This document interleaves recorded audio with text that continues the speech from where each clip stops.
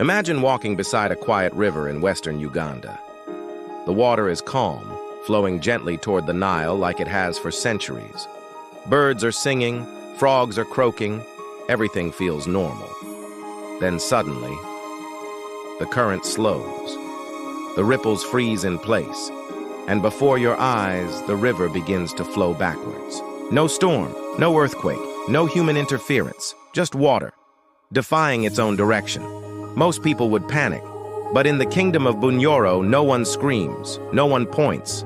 They already know what it means. They say the river is not just reversing, it is opening. Because to the Bunyoro people, this is not just a river.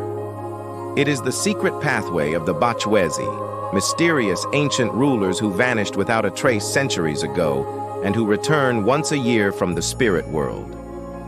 But who were the Bachwezi? According to legend, they were the rulers of the ancient empire of Kitara.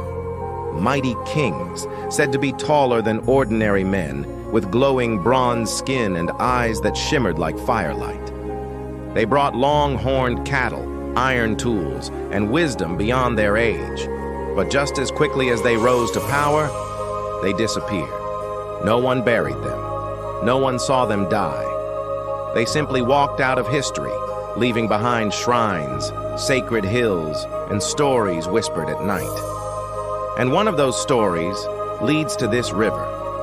For most of the year, the river behaves like any other. But once, only once, during a sacred night known to the elders, the water suddenly turns around, flowing backward toward the hills. Villagers gather in silence, watching from a distance. No one speaks. No one dares to step close, because they believe that at that moment, the Bachwezi kings are crossing over, moving through the current like spirit riders returning to pay homage to their shrines. Parents warn their children, if you ever see the river flowing the wrong way, do not stare, do not follow. Even curiosity has taken lives. Of course, someone always does. One story tells of a young fisherman who ignored the warnings. He laughed at the elders and said, if the spirits are passing through the river, I'll be the first to greet them. So when the water began flowing backward, he pushed his canoe into the current and paddled upstream. People watched in silence. They did not shout, because tradition says, never interrupt the journey of the unseen. The next morning, his canoe was found drifting alone.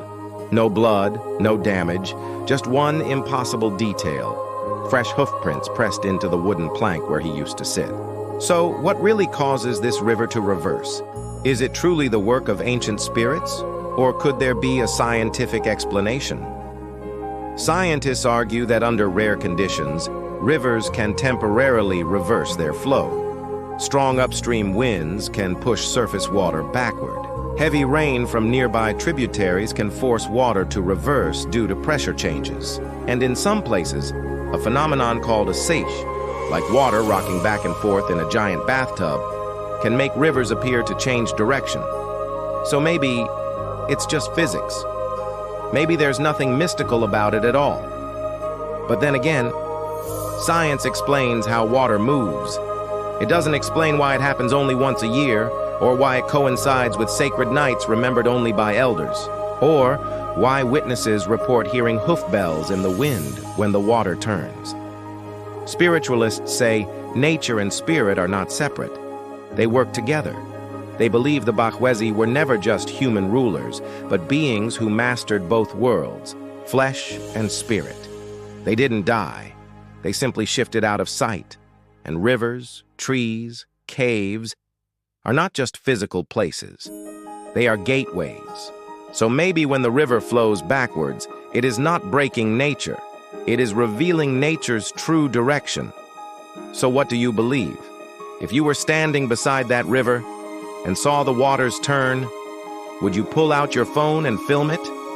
Or would you bow your head and walk away? Let me know in the comments. Because whether you believe in science, spirits, or somewhere in between, this legend reminds us of one thing. Some roads are not made of stone. Some paths move beneath the water, and some kings never truly leave.